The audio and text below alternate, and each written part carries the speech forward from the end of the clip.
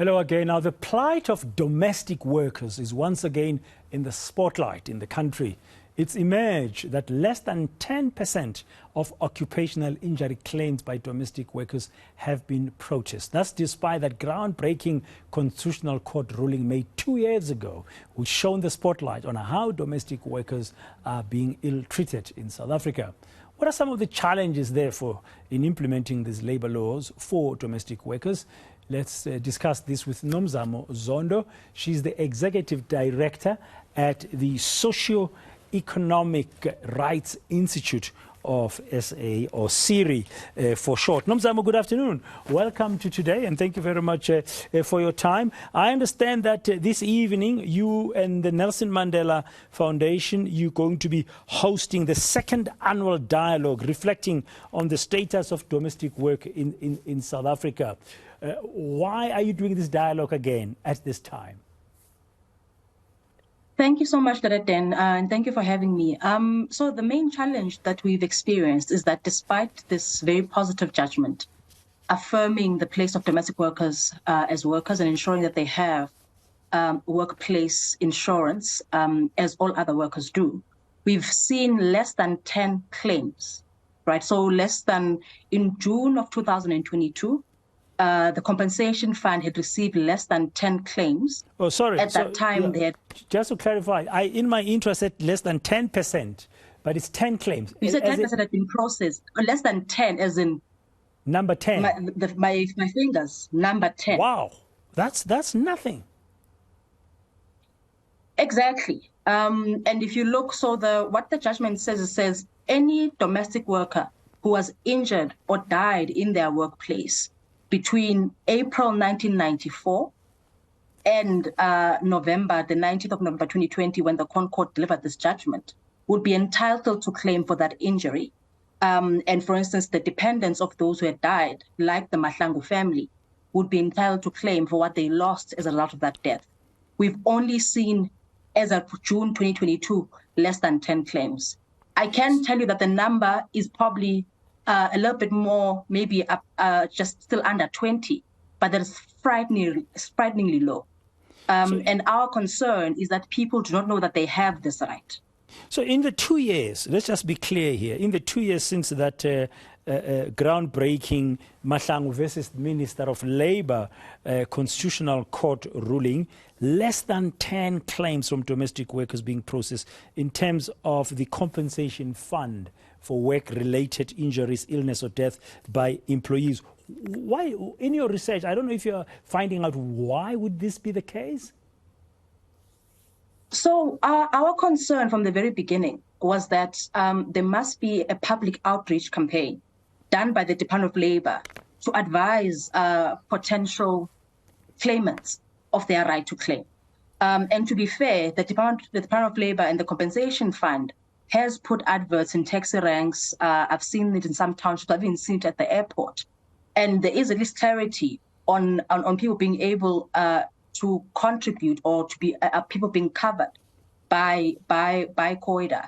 But there hasn't been enough to make sure people are aware that if you had a dog bite you while you were in your workplace, or if you were like Mrs. Mahlangu, someone who fell into the pool, drowned, someone in your family who drowned and died while they were at work, that you could submit a claim. We feel, for instance, that part of the reason is that there isn't sufficient interest in the part of the media to make sure that this information reaches domestic workers. The reality is that even when we've had other programs where we've tried to put this, to spotlight the issue of domestic workers and their coverage by COIDA, we haven't received a sufficient response. For instance, this is the first television interview that I'm doing on the issue since we issued our press release.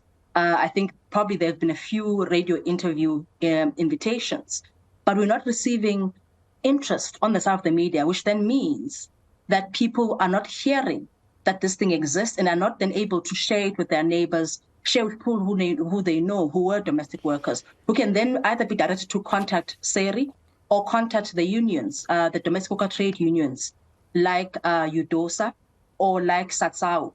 But unfortunately, we see it as a matter of people not being aware that they must claim. That's why it's sitting as so low. And that's just about people being able to claim. So there is another issue. Yeah. Which other issues? So the other issue is that employers must contribute towards the compensation fund.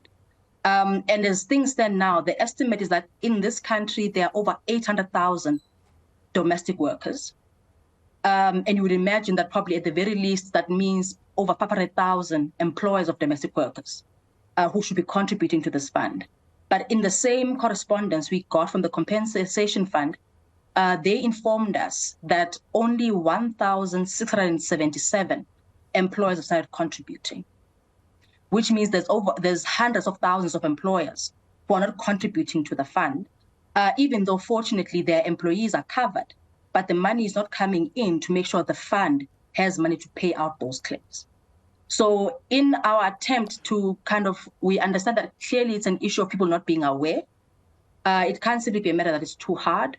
And we have, as SERI, in 2021, released a report that educates domestic worker employers on what they can do, how they act in the employment relationship with domestic workers, what their obligations are. But unfortunately, we sit in a situation where there's over 99.99999% non-compliance. So how do you ensure compliance? Whose role is it? Is it the Department of Labor? How does it work? So in terms of employers have to register on the compensation fund's website to contribute. Of course, they have to give information about the identity of their employee. They have to give information about how much the salary is. The system would calculate how much is due to the fund on a monthly basis, and then you have to pay that. It's actually paid annually, and so you would pay that amount annually towards the fund. But as I've explained, there's only so few. So in fact, the people who are not complying here is all of us. All of the people who are employing workers in this country are not complying. Yes, it's all of us indeed. So what are you hoping to achieve this evening when you and the Nelson Mandela Foundation hold this second annual dialogue about the status of domestic work in South Africa? We've just highlighted one of the major issues in terms of the compensation fund. What will you be hoping to get out of this evening? So when we advertised our event, we were hoping that we were expecting under 150 people to attend the event in person, but we are also live streaming the event on the Nelson Mandela Foundation's YouTube page. And our hope is that we'll reach people who will be educated on what their obligations are in terms of the domestic worker relationship. We're hoping to reach domestic workers who then learn about the insurance coverage that they have. But really, for us, initially, our approach was to try and make sure that this issue is highlighted for everyone to see. So I want to thank eNCA for inviting us to come and speak to the public in this platform. But also, we want to highlight that the plight of domestic workers is the plight of every woman. The reason the labor of domestic workers is undervalued, it's because the work of women is not valued. It's because people assume that someone must miraculously cook, must miraculously look after the children, miraculously look after the sick. And because of that, there is a failure to acknowledge domestic work as work that is entitled to all of the statutory obligations that other workers are entitled to all of the insurance, so the social protections that other workers are entitled to. And this year, we have invited and have partnered with organizations who are leading on the issue of gender equality, who are leading on fighting the struggles of women. And we will have as our keynote speaker, Sihem Samai, who leads the Women's Legal Center. But we are also fortunate to have the conversation facilitated by Kitumetsi Fatimata Mutluwatse, who is the co-founder of the Black Women's Caucus, because we believe that it is every feminist's role to fight for the recognition of domestic work. It is every feminist's role to educate the general public about why gender equality is not simply about how many women sit on boards, how many women are CEOs, but it's also about how women are treated daily in their workplaces and making sure that their labor is valued as in the same manner as the labor done by men.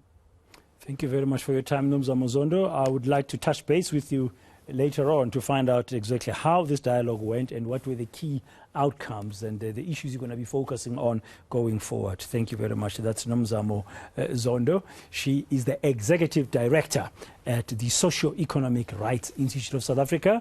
That's SIRI. Together with the Nelson Mandela Foundation tonight, they'll be hosting the second annual dialogue on the state of domestic work in our country.